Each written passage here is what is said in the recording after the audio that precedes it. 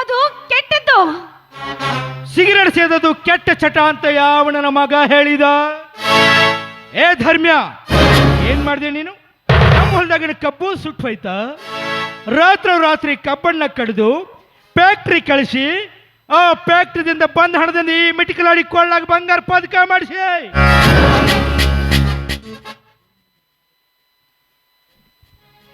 ಮುಚ್ಚೋ ಬಾಯಿ. ನಾನು ಯಾಕೋ ನಿನಗೆ ಸುಳ್ಳು ಹೇಳಿ? ನಿನಗೆ ಸುಳ್ಳು ಹೇಳಿ ನಾನು ನನ್ನ ಹೆಂಡತಿ ಕೊರಳಲ್ಲಿ ಪದಕ ಮಾಡಿಸ್ತೀನೇನೋ? ನೋಡ್ದೇನೆ ಸಾವಿತ್ರಿ, ನನ್ನ ಮೈದನ ನಮ್ಮ ಹೊಟ್ಟಿಲಿ ಹುಟ್ಟಿದ ಮಗ ಇದ್ದಾಗೆ ಅಂತ ಎಷ್ಟೊಂದು ಪ್ರೀತಿಯಿಂದ ಹೇಳ್ತಾ ಇದ್ದೆ. ಆದ್ರೆ ನಿನ್ನ ಮೈದನ ಯಾವ ರೀತಿ ಮಾತಾಡ್ತಾ ಇದ್ದಾನೆ ನೋಡು.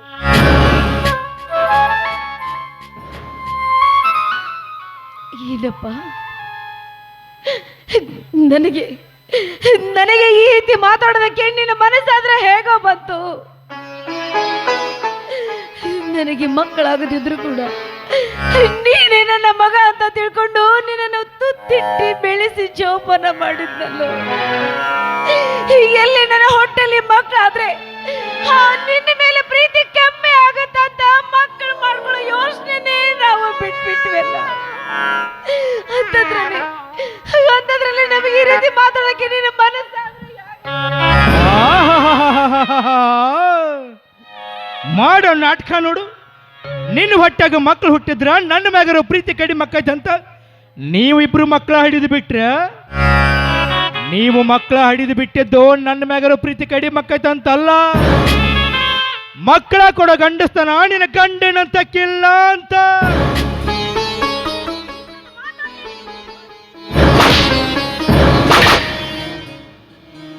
ಹೊಡಿಬೇಡ ಸಾವಿತ್ರಿ, ಅವನು ನನ್ನ ಒಡೆ ಹುಟ್ಟಿದ ತಮ್ಮ, ಬೆಳೆದು ದೊಡ್ಡವನಾಗಿಬಿಟ್ಟಿದ್ದಾನೆ. ವಿದ್ಯಾ ಬುದ್ಧಿ ಕಲಿತು ತುಂಬಾ ಜಾನ ಆಗಿಬಿಟ್ಟಿದ್ದಾನೆ ಸಾವಿತ್ರಿ. ಅವನ ಮೇಲೆ ಕೈ ಮಾಡಬೇಡ. ಅವು ಮಾತಾಡೋದು ಸರಿ ಅನಿಸ್ತಾ ಇದೆ. ನನ್ನ ತಮ್ಮನಿಗೋಸ್ಕರ ನನ್ನ ಜೀವನ ಒತ್ತಿ ಇಟ್ಟೆ. ಆದ್ರೆ ಇವತ್ತು ನನ್ನ ಗಂಡಸ್ತನ ಬಗ್ಗೆ ಹೇಳ್ತಾ ಇದ್ದಾನೆ. ನಾನು ನಿನ್ನ ಒಡೆ ಹುಟ್ಟಿದ ಅಣ್ಣ, ನನಗೆ ಗಂಡಸ್ತನ ಬಗ್ಗೆ ಹೇಳ್ತೀಯ? ಗಂಡಸ್ತನ ಇಲ್ಲದ ಷಂಡನ ಮಗ ನೀನು. ಒಡ ಹುಟ್ಟಿದ ತಮ್ಮಗ ಮೋಸ ಮಾಡಿದಿ.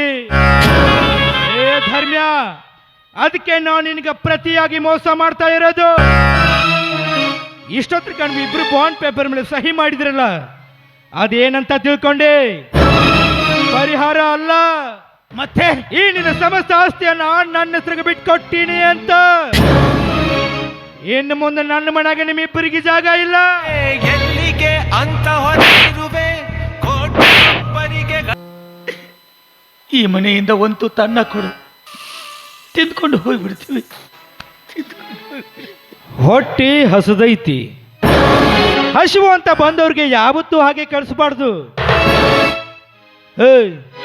ಏನ್ ನೋಡಕತ್ತಿ? ನಿನ್ನ ಗಂಡಗ ಹೊಟ್ಟೆ ಹಸ್ತೈತಂತ, ಒಳಗಡೆ ಅನ್ನ ಐತಿ, ತಂದೆವನ ಬಾಯಾಗ ತುರುಕ.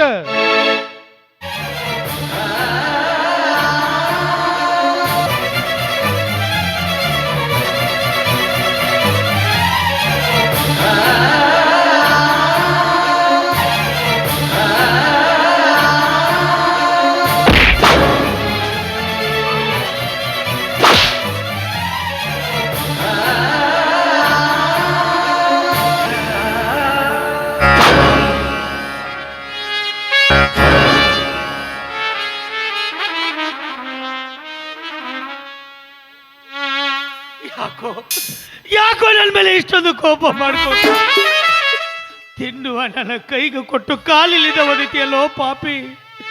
ಧರ್ಮರಾಜ, ನಿನಗೊಂದು ಮಾತು ಹೇಳ್ತೀನಿ. ಅನ್ನ ಬಹಳ ದೊಡ್ಡದಪ್ಪ. ಈ ಪ್ರಪಂಚದಲ್ಲಿ ಬದುಕುವ ಪ್ರಾಣಿಗಳೆಲ್ಲ ಅನ್ನ ಇಲ್ಲದೆ ಒಂದು ಕ್ಷಣನೂ ಬದುಕೋತಾ ಆಗೋದಿಲ್ಲ. ಅಂಥದ್ರಲ್ಲಿ ತಿನ್ನುವ ನನ್ನ ಕೈಗೆ ಕೊಟ್ಟು ಕಾಲಿನಿಂದ ಒದಿತಿಯಲ್ಲೋ ಪಾಪಿ. ಒಂದಿನ ಈ ಅನ್ನ ನಿನಗೂ ಬೇಕಾಗತ್ತೆ.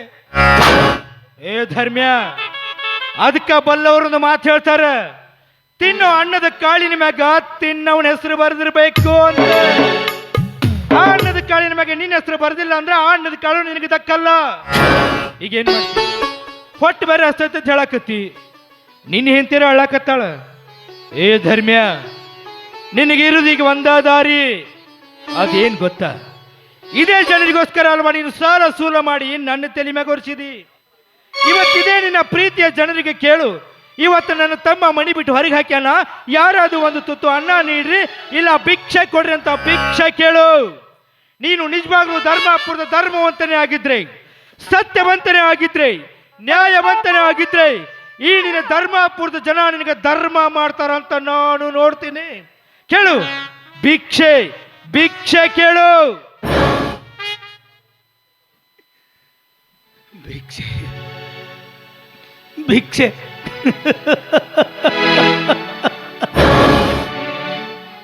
ಕೇಳ್ತೀನಪ್ಪ. ಭಿಕ್ಷೆ ಕೇಳುವುದು ಈ ನಿನ್ನ ಅಣ್ಣನಿಗೆ ಹೊಸದೇನಲ್ಲಪ್ಪ. ನೀನು ಚಿಕ್ಕವನಿದ್ದಾಗ ನಿನ್ನ ವಿದ್ಯಾಭ್ಯಾಸಕ್ಕೋಸ್ಕರ ಅಣ್ಣ ನನಗೆ ಹಣ ಬೇಕಂದಾಗೆಲ್ಲ ನಾ ಕಳಿಸಿದ ಹಣ ನಾನು ಭಿಕ್ಷೆ ಬೇಡಿದ್ದೆ. ಆವತ್ತು ಈ ಜನರ ಹತ್ರ ಹೋಗಿ ಹೇಳ್ತಾ ಇದ್ದೆ, ನನ್ನ ತಮ್ಮ ಡಾಕ್ಟ್ರು ಓದೋದಕ್ಕೆ ಬೆಂಗಳೂರಲ್ಲಿದ್ದಾನೆ, ನನ್ನ ತಮ್ಮನ ವಿದ್ಯಾಭ್ಯಾಸಕ್ಕೋಸ್ಕರ ಹಣ ಬೇಕು, ಸ್ವಲ್ಪ ಹಣ ಕೊಡಿ ಅಂದಾಗೆಲ್ಲ ಜನ ಪ್ರೀತಿಯಿಂದ ಹೇಳ್ತಾ ಇದ್ರು, ಏ ಧರ್ಮಣ್ಣ, ನಿನ್ನ ತಮ್ಮ ನಿನಗಟ್ಟೆ ತಮ್ಮ ಅಲ್ಲಪ್ಪ, ನಮಗೂ ತಮ್ಮ ಇದ್ದ ಹಾಗೆ, ನಮಗೂ ನಮ್ಮ ಮನೆ ಮಗ ಇದ್ದ ಹಾಗೆ. ನಿನ್ನ ತಮ್ಮ ಡಾಕ್ಟರ್ ಆಗಿ ಬರೋದು ನಮಗೆ ತುಂಬ ಸಂತೋಷ ಅಂತ ಹೆಮ್ಮೆಯಿಂದ ಕೊಡ್ತಾ ಇದ್ರು. ಆದರೆ ಇವತ್ತು ಕೇಳ್ತೀನಿ, ನೋಡ್ರಪ್ಪ, ನನ್ನ ತಮ್ಮ ಡಾಕ್ಟರ್ ಆಗಿ ಬಂದು ನನ್ನನ್ನು ಮನೆ ಬಿಟ್ಟು ಹೊರಗೆ ಹಾಕಿದ್ದಾನೆ. ಆವತ್ತು ಭಿಕ್ಷೆ ಕೇಳಿದ್ದು ನನ್ನ ತಮ್ಮನ ವಿದ್ಯಾಭ್ಯಾಸಕ್ಕೋಸ್ಕರ. ಇವತ್ತು ನಿಮ್ಮ ಹತ್ರ ಭಿಕ್ಷೆ ಕೇಳ್ತಾ ಇರೋದು ಈ ಹಾಳಾದ ಹೊಟ್ಟೆ ತುಂಬೋಗೋಸ್ಕರ. ಆದ್ರೆ ನಾನು ನಂಬಿರೋ ಜನ ನನ್ನ ಕೈ ಬಿಡುವುದಿಲ್ಲ ಅನ್ನೋ ಭರವಸೆ ನನಗಿದೆ. ಓ ನನ್ನ ಅಣ್ಣಂದಿರೆ, ಓ ನನ್ನ ತಾಯಂದಿರೆ, ಈ ಹಾಳಾದ ಹೊಟ್ಟೆ ತುಂಬಿಸೋದಕ್ಕೆ ಯಾರಾದರೂ ಭಿಕ್ಷೆ ನೀಡಿ ದಾನ ಮಾಡಿ ಪುಣ್ಯ ಕಟ್ಟಿಕೊಳ್ಳಿ, ಪುಣ್ಯ ಕಟ್ಟಿಕೊಳ್ಳಿ.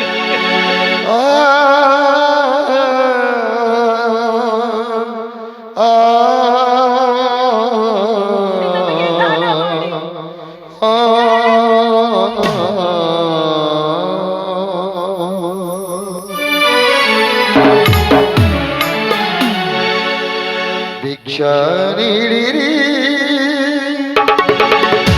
ದಾನ ಮಾಡಿರಿ,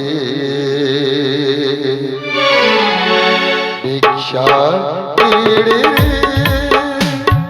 ದಾನ ಮಾಡಿರಿ, ಭಿಕ್ಷಾ ನೀಡಿರಿ.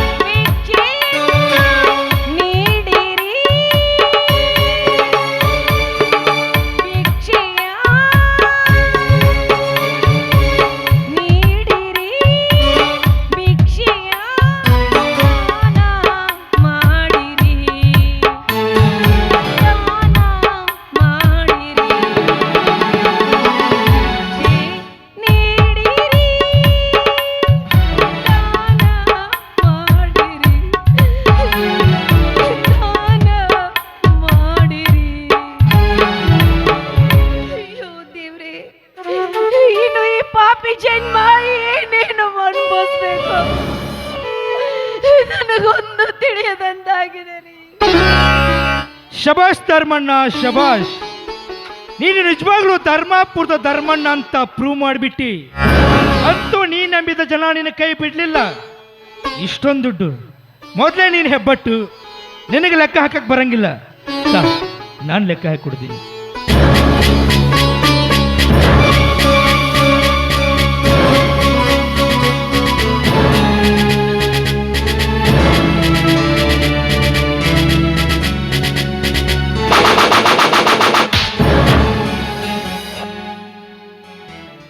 ಧರ್ಮ್ಯ, ಈಗ ನೀನು ಹೋಗ್ತಾ ಇರೋದು ಬೀದಿ ಬೀದಿಯಲ್ಲಿ ಬಸ್ ಸ್ಟ್ಯಾಂಡ್ದಲ್ಲಿ ಭಿಕ್ಷೆ ಬಿಡೋದಕ್ಕೆ.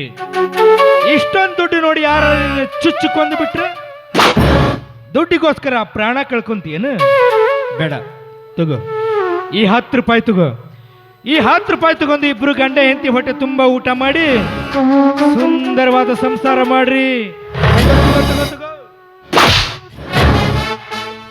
ಬೇಡ ರೀ, ಬೇಡ. ಅದನ್ನ ಇಸ್ಕೊಬೇಡ್ರಿ, ಅದನ್ನು ಅವನಿಗೆ ಕೊಟ್ಬಿಡ್ರಿ. ಬೇಡಪ್ಪ, ಎಲ್ಲಾನು ನಾವು ನಿನಗೇನೆ ತ್ಯಾಗ ಮಾಡಿದೀವಿ. ಈ ಜನ್ಮವೇ ನಿನಗೇನೆ ತ್ಯಾಗ ಮಾಡಿರ್ಬೇಕಾದ್ರೆ ಈ 10 ರೂಪಾಯಿ ತಗೊಂಡು ನಾವು ಮಾಡ್ಬೇಕಾಗಿದ್ದೇನಿದೆ ಕೊಟ್ಬಿಡ್ರಿ, ಕೊಡ್ರಿ. ಸಾವಿತ್ರಿ, ನನ್ನ ತಮ್ಮ 10 ರೂಪಾಯಿ ಕೊಟ್ಟಿದ್ದಾನೆ. ಆದರೆ ಇದರಿಂದ ಹೊಟ್ಟೆ ತುಂಬಿಸೋದಕ್ಕಲ್ಲ, ನನ್ನ ತಮ್ಮನ ನೆನಪಿನಿಗೋಸ್ಕರ ಕೊಟ್ಟಿದ್ದಾನೆ ಸಾವಿತ್ರಿ. ಯಾಕಂದ್ರೆ ನಾವು ಮನೆ ಬಿಟ್ಟು ತುಂಬಾ ದೂರ ಹೋಗ್ತಾ ಇದ್ದೀವಲ್ಲ, ತುಂಬಾ ದೂರ ಹೋದ್ಮೇಲೆ ನನ್ನ ತಮ್ಮ ನೆನಪಾದ್ರೆ ಯಾರನ್ನಪ್ಪ ತಮ್ಮ ಅಂತ ಕರಿ. ಅದಕ್ಕೋಸ್ಕರ ನನ್ನ ತಮ್ಮ ಅವನ ನೆನಪಿನಿಗೋಸ್ಕರ ಕೊಟ್ಟಿದ್ದಾನೆ. ನೋಡಪ್ಪ, ಈ 10 ರೂಪಾಯಿಂದ ನಾನು ಏನೂ ತಿನ್ನೋದಿಲ್ಲ. ಈ 10 ರೂಪಾಯಿನ ನನ್ನ ಹತ್ರ ಜೋಪಾನವಾಗಿ ಇಟ್ಕೊಳ್ತೀನಿ. ತಮ್ಮ ನೆನಪಾದಾಗೆಲ್ಲ ಈ 10 ರೂಪಾಯಿದಲ್ಲೇ ನನ್ನ ತಮ್ಮನ ಕಾಣ್ತಾ ಜೀವನ ಮಾಡ್ತೀನಪ್ಪ, ಕಾಣ್ತೀನಿ. ಆದ್ರೆ ಒಂದು ಮಾತು ಹೇಳ್ತೀನಿ, ಒಂದಿಲ್ಲ ಒಂದಿನ ಈ 10 ರೂಪಾಯಿ ನಿನಗೂ ಬೇಕಾಗತ್ತೆ. ಬಾ ಸಾವಿತ್ರಿ. ಏ ಧರ್ಮ್ಯ, ನಿನ್ ಬೇಕಾದ ವ್ಯಕ್ತಿ ಒಬ್ಬರೊಂದು ಅದ್ಭುತವಾದ ಉಡುಗೊರೆ ಕೊಟ್ಟಾರೆ.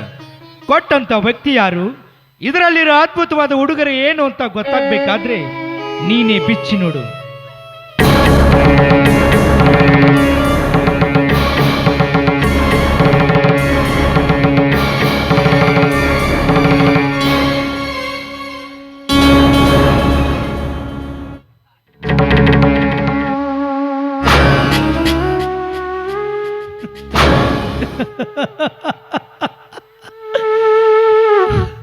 ಆವಾಗಿನಿಂದ ನನ್ನ ಮನಸ್ಸಿನಲ್ಲಿ ಕೊರಗ್ತಾ ಇದ್ದೆ, ನನ್ನ ತಮ್ಮ ಸ್ವಂತ ಬುದ್ಧಿಯಲ್ಲಿ ಮಾತಾಡ್ತಾ ಇದ್ದಾನೋ ಇಲ್ಲ ಯಾರ್ದೋ ಮಾತು ಕೇಳಿ ಮಾತಾಡ್ತಾ ಇದ್ದಾನೆ ಅಂತ. ಅದು ಇವಾಗ ಅರ್ಥ ಆಯ್ತು. ನನ್ನ ತಮ್ಮ ಸ್ವಂತ ಬುದ್ಧಿಯಲ್ಲಿ ಮಾತಾಡಕತ್ತಿಲ್ಲ, ನನ್ನ ತಮ್ಮ ನನ್ನ ವೈರಿ ಮಾತು ಕೇಳಿ ಮಾತಾಡ್ತಾ ಇದ್ದಾನೆ ಅಂತ. ಏ ಗೌಡ, ಹಿಂದೊಂದು ದಿನ ನನ್ನ ಮನೆತನದ ಮೇಲೆ ಕಣ್ಣು ಹಾಕಿದ್ದಕ್ಕೆ ನನ್ನ ಎಡಗಾಲಗೆ ಚಪ್ಪಲ್ಲಿ ಒಗದಿ ಹೇಳಿ ಬಂದಿದ್ದೆ. ಇನ್ನೊಂದು ಬಲಗಾಲಗೆ ಚಪ್ಪಲ್ ಐತಿ, ಅದನ್ನ ನನ್ನ ತಮ್ಮನ ಕೈಯಾಗ ಕೊಟ್ಟು ಕಳಿಸ್ತೀನಿ ಅಂತ. ಆದ್ರೆ ಇಲ್ಲ ಸಲ್ಲದ ಮಾತುಗಳನ್ನು ನನ್ನ ತಮ್ಮನ ತಲೆಯಲ್ಲಿ ತುಂಬಿ ನಾ ಕೊಟ್ಟ ಚಪ್ಪಲಿನ ನನ್ನ ತಮ್ಮನ ಕೈಯಾಗ ಕೊಟ್ಟು ಕಳಿಸಿ ಅಲ್ಲ ಮಗನ, ನೋಡ್ಕೋತೀನಿ.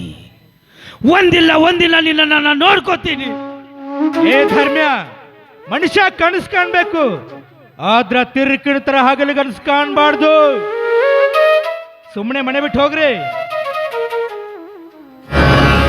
ಹೋಗ್ತೀನಪ್ಪ, ಹೋಗ್ತೀನಿ. ಈ ಮನೆ ಅಲ್ಲ, ಈ ಊರೇ ಬಿಟ್ಟು ಹೋಗ್ತೀನಿ. ನೀ ಮಾತ್ರ ಈ ಆಸ್ತಿ ಅಂತಸ್ತು ಮನೆ ಎಲ್ಲ ತೆಗೆದುಕೊಂಡು ಸಂತೋಷದಿಂದ ಇರು. ನಿನ್ನ ಸಂತೋಷನ ನನ್ನ ಸಂತೋಷ ಅಂತ ಬದುಕಿದವನು ನಾನು. ಯಾವ ಲೆಕ್ಕಪ್ಪ ಕರ್ಮರಾಜ, ಜಗತ್ತ ಬಹಳ ದೊಡ್ಡದೈತಿ. ಈ ಜಗತ್ತಿನ್ಯಾಗ ತಿಪ್ಪಿ ಮ್ಯಾಗಿನ ನಾಯಿ ಬದುಕ್ತೈತಿ. ನಾವಿಬ್ರು ಗಂಡ ಎಂತಿ ಬದುಕುದಿಲ್ಲೇನಪ್ಪ, ಬದುಕೊಳ್ತೀವಿ. ಅದಕ್ಕೆ ಬಲ್ಲವರೊಂದು ಮಾತು ಹೇಳ್ತಿರ್ತಾರೆ, ನಿಧಿ ಇದ್ದ ಮನೆಯಾಗಿ ಇದಿ ಹೊಕ್ಕ ಮೇಲೆ ಅದು ಯಾರನ್ನೂ ನಿಂದಿರಿಸಿಕೊಡುದಿಲ್ಲ. ಅದು ಮನೆ ಖಾಲಿ ಮಾಡಿಸ್ತಾನೆ ಇರ್ತೈತಿ. ಇವತ್ತು ನನ್ನ ಖಾಲಿ ಮಾಡಿಸೈತಿ, ಇನ್ನೊಂದು ಸ್ವಲ್ಪ ದಿನದಾಗ ನಿನ್ನೂ ಖಾಲಿ ಮಾಡಿಸ್ತೈತಿ. ತಮ್ಮ, ಈ ಮನಿ ಅಂದ್ರೆ ಅಡವ್ಯಾಗ ಒಂದು ಮರ ಇದ್ದಂಗ, ನಾವೆಲ್ಲ ಹಕ್ಕಿ ಪಕ್ಷಿಗಳಿದ್ದಂಗ ಚಂತಾನ ತಿರುಗಾಡಕ್ಕೆ ಹೋಗ್ತೀವ. ಸಂಜೆಗೆ ಬಂದ ಆ ಗಿಡದಾಗ ಕುಂಡಿರ್ತೀವಿ. ಒಂದು ವೇಳೆ ಆ ಗಿಡದ ಯಜಮಾನ ಆ ಗಿಡನ ಕಡ್ದ ಅಂದ್ರೆ ಎಲ್ಲಿ ಹೋಗ್ಬೇಕಪ್ಪ? ಮತ್ತೊಂದು ಗಿಡಕ್ಕೆ ಹಾರಿ ಹೋಗಿ ಕುಂಡಿರ್ತೀವಿ. ಹಂಗ ಜೀವನನ ಹಂಗ ಹೋಗ್ತೀನಪ್ಪ. ನಿಮ್ಮ ಹತ್ರ ಸಂತೋಷದಿಂದ ಇರು. ಬಾ ಸಾವಿತ್ರಿ, ಇಂದಿನಿಂದ ಈ ಮನೆ ಋಣ ಮುಗಿತು, ಅನ್ನದ ಋಣ ಕಡಿತು. ಎಲ್ಲಾದರೂ ಬದುಕಿಕೊಳ್ಳೋಣ. ಸಿರಿ ಸುಖ ತುಳು ಎನಿಸಿ ದೊರೆತನ ತುಳು ಎನಿಸಿ ಚಪಲತೆಯೆಲ್ಲ ಮುಗಿಸಿ ಅರುವಿನ ದೀಪ ಮುಚ್ಚಿ ನಡೆದನು ಧರ್ಮ ವಿರಾಗಿ ಅಮ್ಮನಿಗೆ ಅನತೆಯಾಗಿ ಧರ್ಮನ ಪ್ರೇಮದ ಮೂರ್ತಿ ಸತ್ಯಸೀತೆಯ ಧರ್ಮನ ಸ್ಫೂರ್ತಿ ಭೂಮಿಯ ಗೆದ್ದವ ರಾಜ ಮನದಾಶೆಯ ಗೆದ್ದವ ಪೂಜ ಬದುಕಿ ವಿಧಿಸುತ್ತ